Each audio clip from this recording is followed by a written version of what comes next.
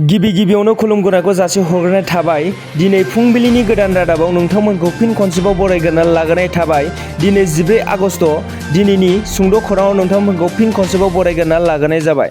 गिबि खौरां दङ, जेराव सावन दाननि दैबानाजों गंगार हाजोनिफ्राय बोहैग्लायबोनाय सुख्लाय दैमाया निदुवाखौ सिलिंखार खालामलांजोबदों होनना मिथिनाय जादों।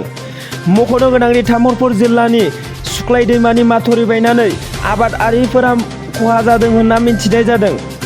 लामा आरो स्कुलफोरा दैजों गबलांजोबदों होनना मिथिनाय जादों। नैथि रादाबानो जादों, चराइदेव जिल्लायाव थांनाय मंगलबारखालि सासे बिजेपिनि दैदेनगिरि थैना थानाय थासारियाव बोखांनो हादों। बे थैना थानाय थासारिया ओनसोलाव मोनसे दुंहाव थासारि सोमजिहोदों। थैना थानाय सुबुंनि नामानो जादों कार्तिक उरां होनना फोरमायनाय जादों आरो मख'नो गोनांदि कार्तिक उरांनि नखरनि मानसिफोरा कार्तिक उरांखौ सोरबा दुथां मानसियासो बुनानै गालांदों होनना फोरमायनाय जादों।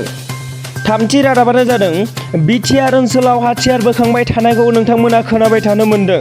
फिन आरोबाव बिटिआर ओनसोलाव हाथियार बोखांबावनो हादों होनना फोरमायनाय जादों। गोदान आफाद दाग्रा सा 20 सुबुंफोरखौ एरेस्ट खालामबाय होनना मिथिनायबो जादों। ब्रैथि रादाबानो जादों, बे समाव रायजो राजाफोरा बर' सावथुन नायनानै मोजां मोनग्रा मनालिसा हाज'वारिनि गुथाल मुंनि फिल्मआ फैबाय थानाय सेप्तेम्बर दानाव रिलिज जानांगौ गोनां जोर फिल्म प्रडाक्शनाव